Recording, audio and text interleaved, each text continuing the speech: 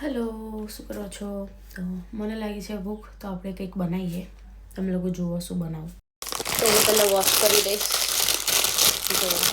મને કાચા બી ભાવે, કાચા બી ખાઈ લઉં. પણ અત્યારે કાચા નથી ખાવા, તો હું બનાવીશ.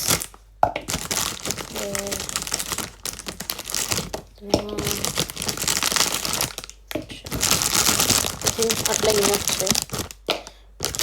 પછી વધારે બનાવીને ખાઈશ નહીં, એના કરતાં થોડા બનાવતો લઉં.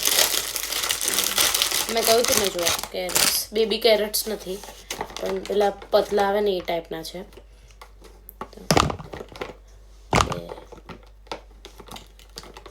બે કેરેટ્સ લીધા. હવે હું એને વોશ કરી લઈશ અને ગ્રીન ચીલી લઈશ. ગ્રીન ચીલી મને ભાવે, એટલી સ્પાઇસી મીડિયમ હોય ને એ બી મને ભાવે, તો એ પણ હું વોશ કરી લઈશ. તો ઓલમોસ્ટ બોઇલ થઈ જવા આવ્યું છે, પણ આ જે મરચું છે ને એને અંદરથી જે વચ્ચેનું હોય ને એ હું કટ કરીને કાઢી નાખીશ ને પછી પતલી પતલી સ્લાઇસ કરી દઈશ. તો હું એવું કરીશ પહેલાં. એટલે આ મેં કટ કર્યું હતું અને કાઢી નાખું. તીખું તો નથી એટલું, પણ તોય નાને મારે ડીશ જોશે.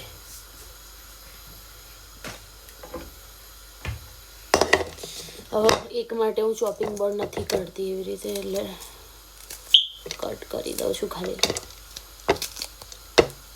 શેપ બહુ મેટર નહીં કરતો મારી માટે, ખાવાનું જ છે. એનો થોડું આમ સારું લાગે, સરખું હોય એક સરખું તો પણ ચાલે. કરી દીધું છો. થઈ ગઈ મારી વેજી બોય. હવે બંધ કરી દઉં. હમણાં દેખાશે. જો નીચે કેરેટ્સ છે ને ઉપર બેબીકોર્ન છે. બોઇલ થઈ ગયું છે. જો હું એક ટેસ્ટ કરું.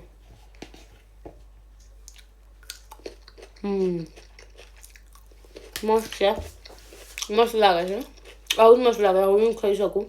પણ અંદર થોડું લાલ મરચું પાવડર, સોલ્ટ, ગ્રીન ચીલી એ નાખીને અને પછી હું મિક્સ કરી દઉં. ઓઇલ નહીં યુઝ કરું, કારણ કે ઓઇલ આપણે એમને બી ખાતા હોઈએ ગુજરાતીઓ, તેલમાં અને ભાખરીમાં, રોટલીમાં, બધા. થોડું સારું ખાવાનું. સારું એટલે એવું નહીં, બધું સારું જ કહેવાય ખાવાનું, પણ મને ભાવે આવી રીતે. મને ટેવ પડેલી છે આવું બધું ખાવાની, કે એવું નહીં કે બહુ મસાલા ને એવું. એમ મને મજા આવે આવું બોઇલ કરેલું ખાવાનું.